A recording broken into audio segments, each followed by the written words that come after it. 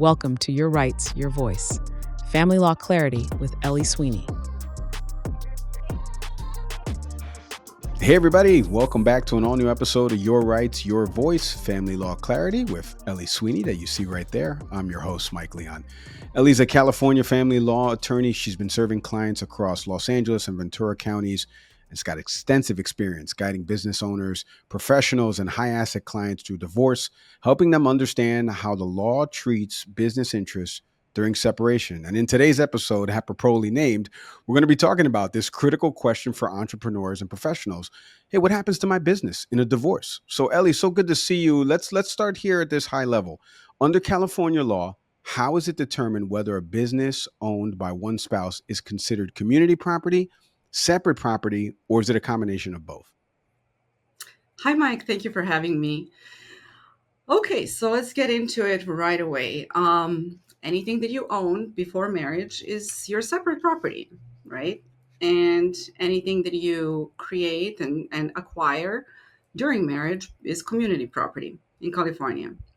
So, how does it work? Let's say you had business before marriage, um, and that business generates income independently of your work. I'll give you an example. Let's say you have rental properties. You own rental properties, you have a management company that's running it, and it generates certain income. So, and this business was something you had separately before marriage. It'll continue to be separate. And as long as you're not working at that business at all during marriage, chances are community is not going to have any interest in it. The complicated issue becomes when you had business before marriage and then you continue working at that business during marriage, because now your work is community efforts. And because of the community efforts that you're contributing to your business, perhaps the value of the business increased. Perhaps the business is becoming more valuable now. And then the community would potentially have interest. But if it's a business that was started during marriage by either party or jointly, then it would simply be community. And even if just one party works at it, it's still community. I want to go back to something you just said there in terms of determining the value. How does the court typically determine the value of the business, and who's responsible for making that determination? See, these issues get very complicated in family court. And most of the time, I would say 95% of the time, we use experts who are going to value the business. And it depends on what kind of business it is. If it's business that basically is just income generating, that we can review what income is and so forth, we will hire a forensic accountant who will evaluate all of that and prepare the report. A lot of forensic accountants who work with family law attorneys are also experts in valuing business. But sometimes maybe business is something unique. Maybe it's a dental office. Then we would retain an expert who specializes in valuing dental office business. And so there are a variety of things that you can do to value them, but at the end of the day, you would need an expert, especially if you're going to end up going to trial. You're going to need to have an expert testify as to what they believe the business is worth. And keep in mind, a lot of times you're going to have an expert on the other side who's going to maybe say something different. And then the judge would have to make a difficult decision what they believe the business would be worth. Yeah, that is correct. So let me ask you then, we're talking about divorce. So obviously, does a spouse who isn't involved in running the business, do they still have a legal claim to it? Absolutely. If this business was started during marriage, just because the person who started it is the one working and the other one is not, that's still community business, 100%. Mhm. And yeah, the other party would have interest, and it is a 50-50% interest. Yeah. Ellie, so then I guess it begs the question as well about the value increasing, right? So we started this business before the marriage. Now it's increased in value during the marriage. What happens in that scenario? So this is definitely a scenario in which we would have to get experts involved and use forensic accountants who would have to prepare their reports as to what they believe the business was worth, let's say at the time of marriage, because at that point it was separate property. And then at the time of divorce, what is the business worth now? Did it increase significantly during marriage? And if so, they will calculate what percentage interest would belong to community. There's case law that we have to follow when this is done, but it is not a simple formula. Again, depending on the business, depending on how long the marriage was this business owned only a year before marriage, but now they worked at it for 25 years and now they're divorcing. That's going to be a very different situation than somebody who had business for 25 years and now they got married and they're divorcing after 3 years. Is, as you can see, for the same type of business, it can be a very different interest that community would have depending on circumstances. Ellie, in a previous episode, I asked you about common mistakes people make before they go into trial. What are some common mistakes here that business owners make that could potentially jeopardize their company during a divorce? I think one of the most common one that I would see is that they don't believe that they need to hire an expert to evaluate the business.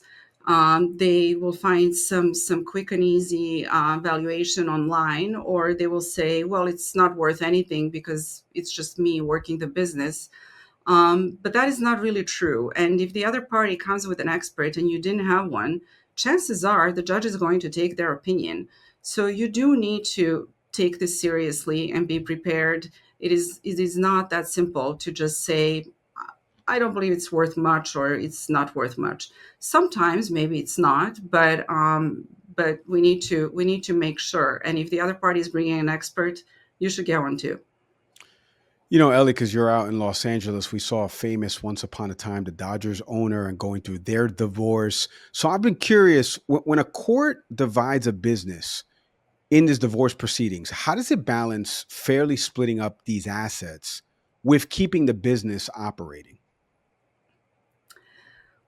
Typically, if one party is going to be the one to keep the business, which usually occurs, then they need to offset the other party and basically buy out their share. Usually, in these cases, we'll have the parties have some other assets. Perhaps it's properties that they own. Perhaps it's just money sitting in bank accounts. Perhaps it's retirement. And what we do then is we prepare a balance sheet. We call it a marital balance sheet. Again, often we use forensics, but I do them myself too if it's not too complex. And we see at the end of the day, okay, well, if you're keeping the business, you owe the other party this much, but the other party may be keeping the house and they owe you that much. And we just calculate these numbers, balance it out in the end. And then we say, in order to equalize it, it's a special term that we use, which literally means we need to equalize community assets. One party owes the other this much. Sometimes they'll take a loan to pay it, sometimes they have money to pay it, and that's how it gets resolved. Ellie, how do certain factors like business debt, or even the example I just gave with the Dodgers owner, the professional reputation, how does that affect some of these divorce proceedings? It definitely does have an effect. And the reason why is sometimes our experts who are going to value the business have a difficult job of valuing what the goodwill of the business is, which is an interesting term, but it just means really your name, your reputation. That could be my firm that I own. If it didn't have me, does it really have any value? So that does come into play. And then in some other businesses, it doesn't come into play that much. So, for example, I don't know, with Dodgers, they could sell the team to somebody else and it would probably be worth about the same than at prior times. So I don't know that one would be a good example of goodwill that would make a huge impact on the value of the business. Um, but some more straightforward would be, let's say, if you own a franchise, I don't know, let's say you have a franchise, McDonald's franchise, and you're not even working there, then clearly anybody else can buy it. So goodwill would not come into play at all. So if it's a business that you can just straight sell and not continue working in it, then it doesn't impact it as much. But if it's business, such as my business, I have a law firm, and if I were to sell it, it wouldn't have me, and my reputation is gone. It's almost that's most of the value right there. Now, of course, having clients that you would transfer perhaps to another attorney, there is some value there, but the clients will need to agree to it, and they may not. All right, Ellie, somebody's watching this, they stumbled upon it, they're going through a divorce themselves, and they own a business. What piece of advice would you offer them? If you want to keep your business, you should definitely talk to a lawyer when you're going through divorce. If they advise you to get an expert, do not be hesitant. Yes, it may cost some money, but it is worth it. Then hire an expert. And try to be forthcoming. If the other party is requesting to see documents, they have the right to see them. So show the documents. There is no point in hiding anything. We will find it. And the best way and most efficient way to get through the process is just to be as forthcoming as possible and get an expert opinion. Thank you, as always, for the time and insights on this, Ellie. We truly appreciate it. Thank you very much for having me. And thank you to everybody out there listening to another episode of Your Rights, Your Voice, Family Law Clarity with Ellie Sweeney. If you're a business owner out there and you're facing divorce right now in the state of California, it's important to understand how your company will be valued and, more importantly, potentially divided. To learn more, schedule a consultation. Do me a favor, visit elliesweeneylaw.com. Don't forget to like, subscribe, leave us a review, and comment. Share this episode with someone that needs to hear it. As always, I'm Mike Leon. We'll see everybody next time. Thank you. Thanks for watching. Be sure to hit that like and subscribe button and leave us a review in the comments.